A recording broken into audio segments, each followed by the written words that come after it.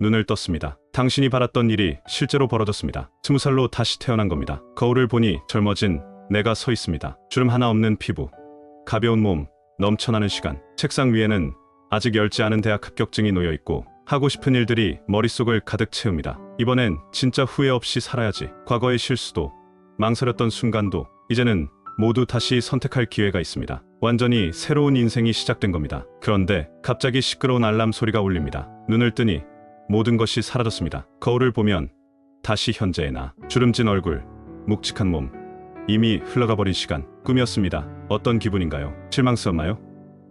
아, 정말 돌아갈 수만 있다면 이런 생각이 드나요? 하지만 중요한 진실을 깨달으셨습니다. 우리는 언제나 과거를 돌아보며 후회합니다. 그때 더 열심히 살 걸, 조금만 더 용기 냈다면 내 인생이 달라졌을까? 하지만 지금 이 순간도 언젠가 돌아가고 싶어질 과거입니다. 이제 시각을 완전히 바꿔볼까요? 만약 당신이 90살이고 기적처럼 지금의 나이로 다시 깨어났다면, 지금 이 순간이 신이 준 두 번째 기회라면 오늘이 특별하게 느껴지나요? 그렇다면 우리는 지금부터 완전히 새로운 방식으로 살아야 합니다. 이것은 단순한 동기부여가 아닙니다. 삶을 완전히 바꿀 수 있는 강력한 사고 실험이자 심리학적 원리입니다. 왜 이런 생각이 필요한지, 그리고 이것이 우리의 삶을 어떻게 바꿀 수 있는지 철학, 심리학, 그리고 역사적 사례를 통해 깊이 파헤쳐 보겠습니다. 나중에 하는 거짓말, 우리는 왜 변화를 미루는가? 당신은 정말 현재를 살고 있습니까? 아니면 과거를 후회하고 미래를 걱정하면서 오늘을 흘려보내고 있습니까? 대부분의 사람들은 이렇게 말합니다. 지금은 바빠. 나중에 기회가 오면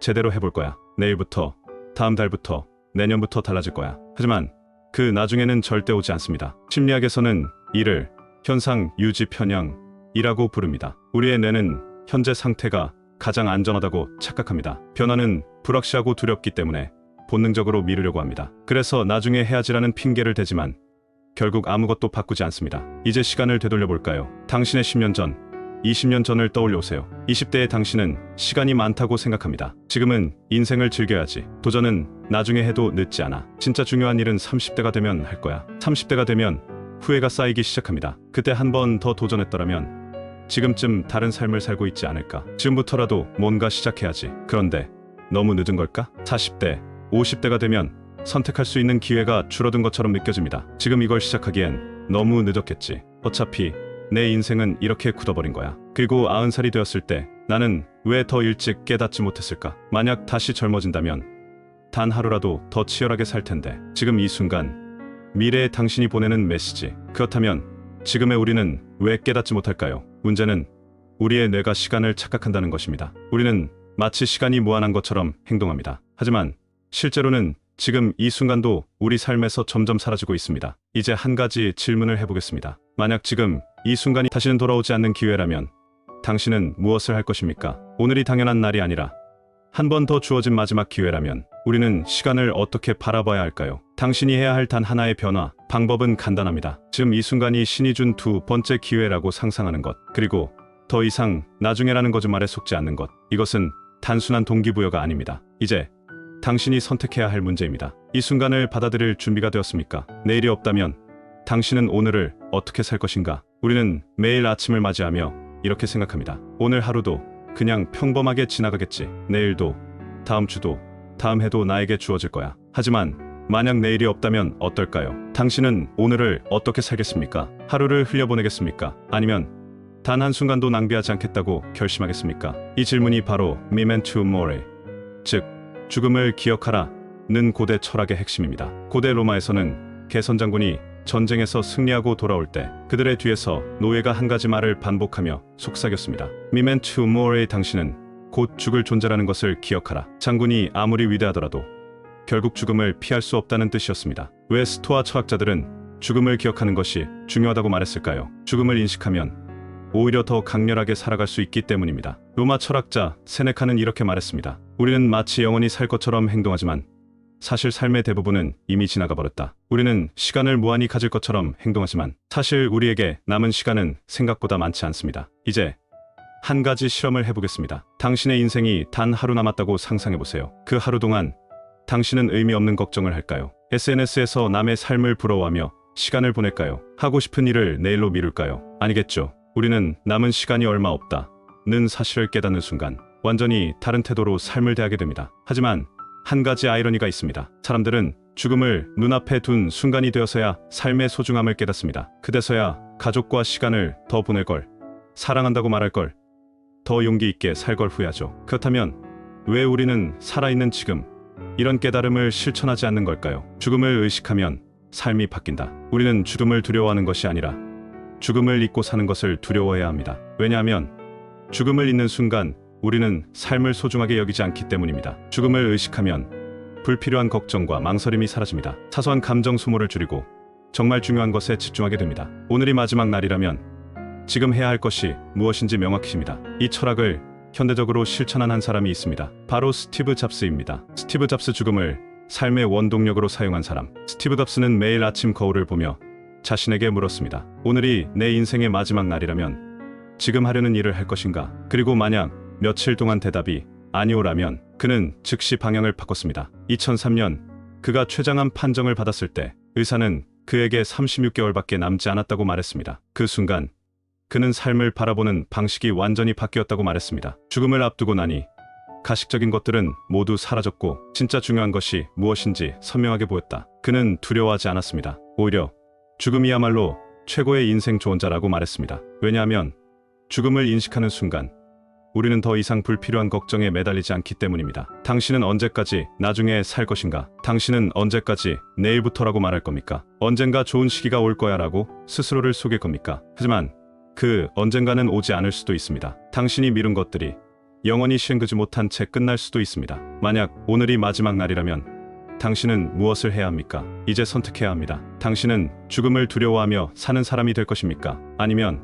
죽음을 기억하며 가장 강렬하게 사는 사람이 될 것입니까? 여기까지 듣고도 행동하지 않는다면 이 영상은 그저 또 하나의 좋은 이야기로 끝나고 말 것입니다. 하지만 만약 이 사고방식을 실제로 적용한다면 1년 후, 5년 후, 그리고 인생 전체가 완전히 달라질 수도 있습니다. 그렇다면 이제 무엇을 해야 할까요? 지금부터 당신의 삶을 완전히 변화시킬 3가지 실전 전략을 알려드리겠습니다. 전략 1. 매일 아침 두 번째 기회라고 상상하라. 나는 90살이었다. 그런데 기적처럼 다시 지금의 나이로 돌아왔다. 눈을 뜨자마자 이렇게 질문하세요. 만약 90살의 내가 기적처럼 오늘로 돌아왔다면 나는 이 하루를 어떻게 살 것인가? 이 질문을 던지는 순간 뇌의 작동 방식이 완전히 달라집니다. 당연했던 일상이 다시는 오지 않을 선물이 됩니다. 싫어하던 일도 다시 주어진 기회가 됩니다. 무기력한 하루가 의미 있는 하루로 바뀌게 됩니다. 실제 사례 90세에 내가 다시 30대로 돌아왔다고 믿은 남자. 한 기업가는 심각한 번아웃에 빠져 있었습니다. 성공을 했지만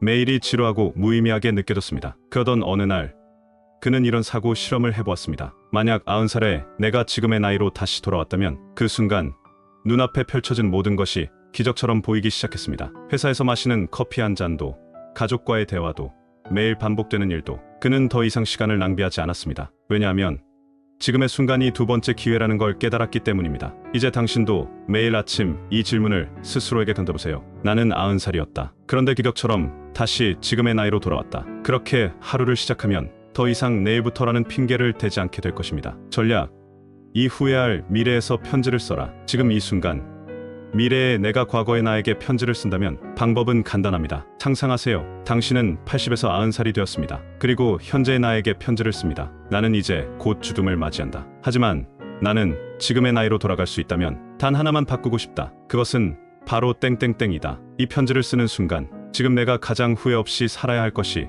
무엇인지 선명하게 보일 것입니다. 심리학적 원리, 미래의 나를 활용한 동기부여 기법. 심리학자들은 미래의 나를 구체적으로 상상하는 것이 행동을 변화시키는 가장 강력한 방법 중 하나라고 말합니다. 왜냐하면 미래의 나를 지금의 나처럼 생생하게 느끼는 순간 우리는 더 이상 게으를 수 없기 때문입니다. 이제 직접 해보세요. 미래의 내가 현재의 나에게 전하고 싶은 메시지를 써보세요. 그리고 그 편지를 매일 아침 1분씩 읽으세요. 오늘 당장 할 수 있는 작은 행동을 적고 반드시 실천하세요. 당신의 80살, 90살의 모습이 떠오르는 순간 당신은 더 이상 내일로 미루는 사람이 아닐 것입니다. 전략 3. 죽음의 시계를 설정하라. 당신에게 남은 시간이 정확히 얼마나 되는지 알고 있습니까? 우리는 마치 시간이 무한한 것처럼 행동하지만 실제로는 매일 하루씩 죽음을 향해 다가가고 있습니다. 이제 죽음의 시계를 설정하세요. Life Clock 앱을 사용하거나 달력을 만들어 매일 하루씩 체크하세요. 스마트폰 배경화면에 남은 일수를 표시해줘요. 실제 사례, 죽음의 숫자를 매일 본 사람.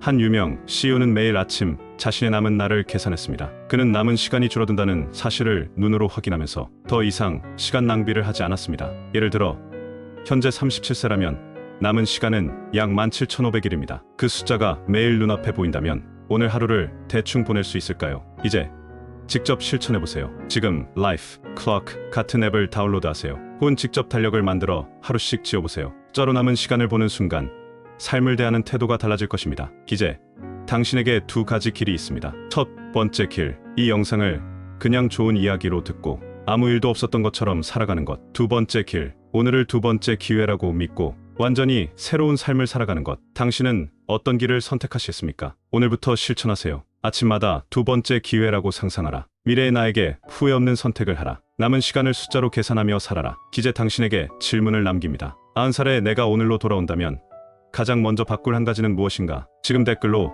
당신의 한 가지를 적어보세요. 그리고 이것을 오늘부터 실천하겠다고 스스로에게 약속하세요. 미래의 당신이 지금 이 순간을 고마워하게 될 것입니다.